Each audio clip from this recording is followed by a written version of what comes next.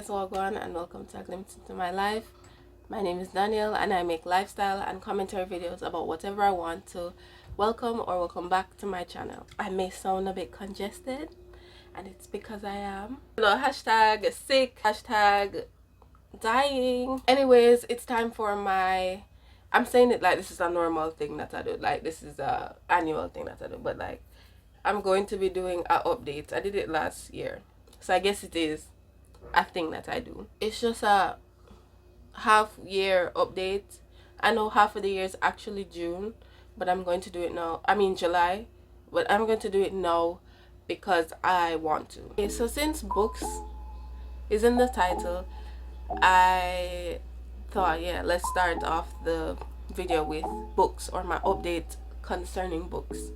So how this video is done, at least how I think I like to do these videos, is in regards to my 2022 goals and any other updates that exist. So updates on those goals, since I want like structure or something. My goal for this year was to read 12 books, 1 book a month, but things are different. Things have changed up now because I've been getting access to more books, and also like text to speech is one hell of a thing. So anyways, I've read way more than 12 books, which is really good. I don't have a problem with that. I only did 12 because that's the minimum I wanted to do. It was 12 plus books, but I was like, oh, I'm only gonna get to do 1 a month because that's all I've been able to do before.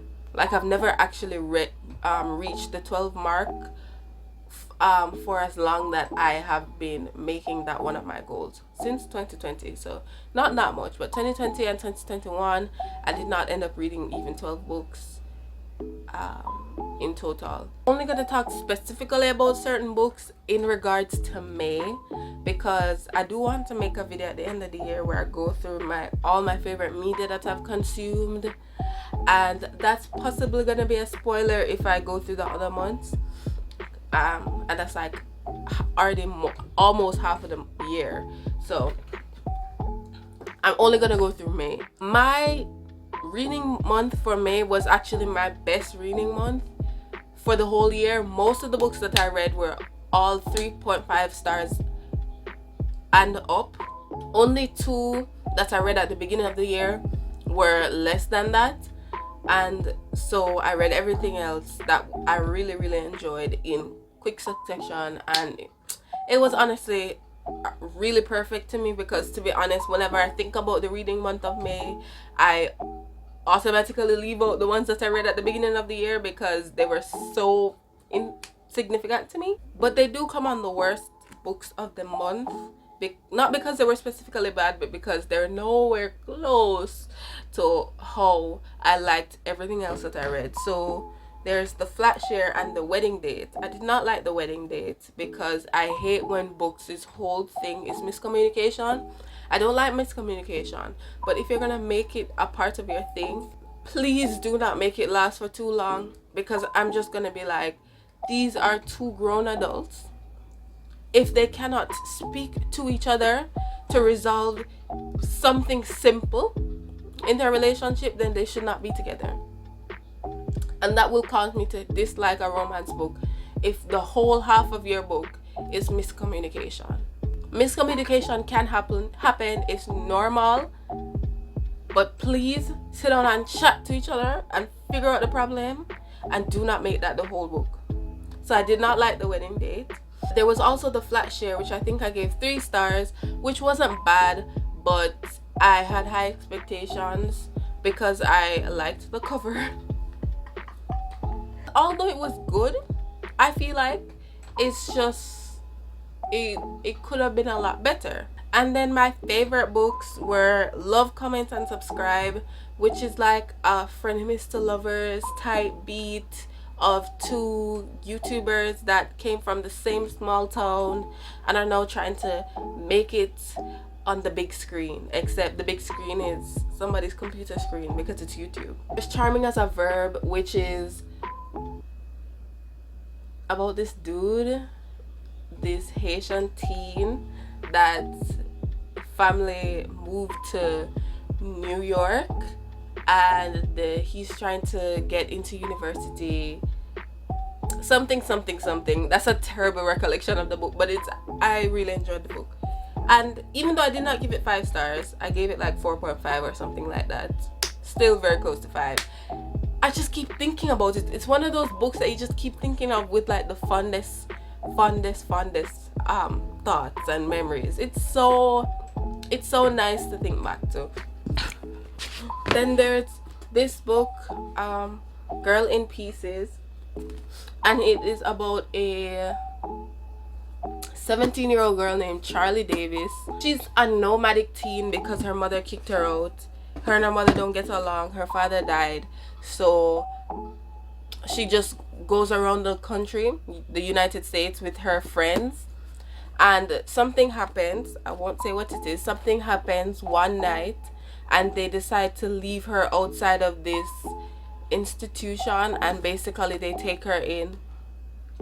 So the institution finds her like familial contacts, and then her grandma starts to pay for her to get better in that institution. Then she eventually gets out because of reasons, and then she is left to navigate the world by herself at 17 years old. When I tell you this book is so good, I shed a singular tear or two, but this book is so good. It is so good. I cannot say anything else other than it is so good. I hate buying books, physical copies of books, and then they're not good. So I'm really thankful that so far, out of all the physical books that I bought with my own money, that they're good, because I would have been so upset if it was not good. Next favorite book of this month was A Good Girl's Guide to Murder. I don't know why I bought this physically. I keep thinking about it and I just don't know why I decided to get this, but I'm glad I did, to be honest, because I really enjoyed it. I enjoyed it more than I thought I would. A Good Girl's Guide to Murder is about another teenager. I think she's also 17. Why is always 17? I don't know why, but anyway, she's also 17, and she is going to, or trying to, uncover the truth behind the murder of, what's the girl's name? I forgot. The truth behind the murder of a high schooler 5 years before called Andy Bell, and she's believed to have been murdered by her boyfriend at the time, Sal Singh, who was then believed to commit suicide after the murder because he felt guilty. And for some reason she's just like, I don't think that's true. And she's like, okay, since I don't think that's the truth, I'm going to uncover the truth by myself. Which I'm like, okay, I don't know how you plan to do that, and I don't know how she did it, but okay. I thought it was gonna be a book that I enjoyed, but not to the extent that I did. I also gave this a 4.5 stars. Thought it was really interesting. The mystery itself was well done.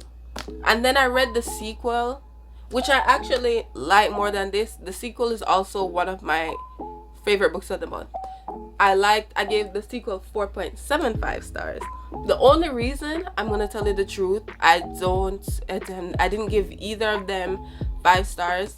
First of all, in this one, it's very white savory, and I just can't give a book that's just like hitting me in the face, wow, with white savoriness 5 stars. I just can't do that. The reason why the other one is 4.75 is because it's not like I doubt that somebody could come to those conclusions, but at the same time, I felt like the main character coming to certain conclusions about what happened was just a bit too convenient. The clues didn't lead directly to that, in my opinion. I felt like a lot of them were good guesses, or just a stretch overall. Like, who would come to that conclusion, and then it ended up being right.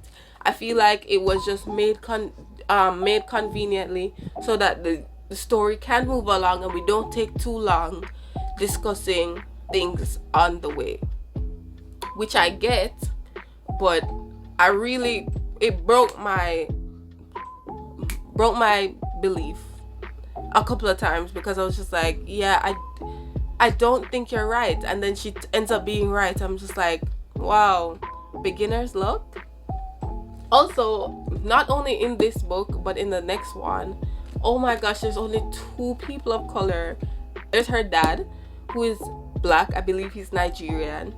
It's her stepfather. There's her brother, who is her half brother because they have different fathers, and he's biracial. Then there is Sal Singh and Sal's family, who is Ravi, and then their parents, whose names I can't remember because their names are said like twice in the entire book.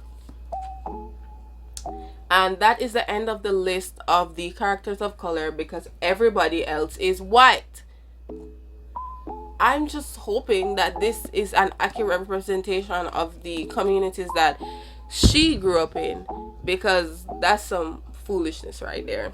Other than these 2 books and the sequels of 3 books and probably like a few other books that aren't even coming to my mind, all I read in May was romance. And I want to read romance less now. I may end up exhausting I haven't exhausted it yet, but I may end up exhausting it in the future, and I don't want to exhaust it to the point where I don't enjoy it anymore. So I need to give myself a break. And also, I've been wanting to read outside of that. I know I have interest in murder mysteries and thrillers, but I have not really explored that interest in any way. So I do want to make sure I do that. And I'm going to start that in this month. I am reading 7 Days in June, which is a romance. Okay, so obviously I'm not off to a good start, but I am reading 7 Days in June. And then I'm going to read something else. I'm going to read The Vanishing Half, The 7 Husbands of Evelyn Hugo, Clap When You Land, stuff like that. That's on the top of my list to read. And then I have a couple thrillers that are also very high on my list. Let me just put a thing here of all the books that I want to read within like the next 2 weeks. Anyways, time to move on from the books to things that are going to take up a lot less time. Achieving something. I think I've already completed that one. So yeah, if there wasn't any specifics on what to achieve, I just wanted to feel accomplished in some way, because for some reason, and I'm looking back at everything that I've done over my life, and for some reason I felt unaccomplished. Maybe it's because of, actually we won't talk about that. But I felt unaccomplished and I wanted to accomplish something, and I did. I placed in my country for my Cape Unit 1s. I placed favorably in my country, and I'm proud of myself for that. That's something I achieved. I can say I achieved. I also made a goal to learn how to cook / bake. I wanted to learn how to cook 5 new meals and bake 2 pastries. Literally have not advance on that goal in any way, shape, or form. I break down my yearly goals into monthly goals so that I can do piece by piece to hopefully finish everything at the end. Yeah, I have been putting it on my monthly goals since probably February or March. Nope, have not done it. In my defense though, I keep forgetting that I put it there, so that's all I can say. That's my only defense. Other goals were like my podcast and expanding my book club. I made my podcast and I have expanded my book club. I'm doing a lot better in managing it, especially since I have help. We've been having consistent meetings. We've been keeping up with our Instagram page. You can check those out and then follow our Discord from there, or join our Discord from there if you're interested in a book club. We're on break right now, so we're not having any meetings. We're on break during June, July, and August, so we're not having any meetings, but we'll be back in September. I started my podcast. My podcast is just supposed to be random episodes, no specific schedule or anything like that. So I have been doing that. I currently have 2 episodes up plus the introductory episode, and I guess I should make, the thing is, it has to be something that really, really stands out to me, and I have a lot of thoughts for me to decide what to cover when it comes to my podcast. That's why I haven't done another episode since. Next goal was to write, as in write poems or short stories. And I think I also wanted to write a completely full story. Like, I don't know what the number count or the word count or the page count or whatever for short stories is versus a full story. But I definitely don't write full stories very frequently or ever. To be honest, I don't think I've ever written one. I do want to do that by the end of the year. And when it comes to poems, I've probably written like 2. Not good enough for June, but not terrible since I have written something. And for short stories, I have written 1, 2. Yeah, I've written 2, and I started another one, but I currently have no ideas, or I don't like the idea that I have. No, that's not it. I have an idea, and I just need to develop it. And it's kind of already developed, but I don't like the specific developments, so I need to tweak it a bit. That's what it is. And then I need to actually write it after I've perfect the idea. So that's 2.5. So it's not going terribly, but I have been very, very, very, very busy that I don't even think of going back to it. So there's that. Languages. It's my regret to update, my regret to inform you. I don't know if you care, but I'm giving up on the whole languages thing. To be honest, that may be said a bit dramatically. I'm not completely giving up on learning any language ever. Just like right now, especially with how busy I've been, I don't think I can focus on it as a like non-school thing or none of the other more like I'm deciding not to prioritize it right now. That's the way to put it. I've been wanting to exercise for a while, ever since like late last year, and I just have not been able to do it. I don't know why. I don't know what's going on. I just need to get up and do it, I just need to get up and do it because I've decided I'm not going to force myself to do any ab exercises. I don't like them. I have no interest in them. And it also starts from like bad self-image anyways. So I'm just like trying to put that behind. All I want to do is like dance. Even though I dance terribly, I do enjoy it, especially as an exercise. So just dance or K-pop dances or whatever. But I have not been able to bring myself to do it, and it's very disappointing. But I'm gonna try again. Lastly, one of my last goals was to be more open. I have started doing this with people that I'm close to, just trying to be more open, more honest about things that are going on in my life, how I feel, how different things have impacted me. And yeah, I've been doing it surprisingly. Honestly, I started doing it last week. Whatever. Don't judge me. But it's not very easy for me to be open, and I've been forcing myself out there. So I would say to me. So yes, that's literally every update I can think of. That's all I have in my mind.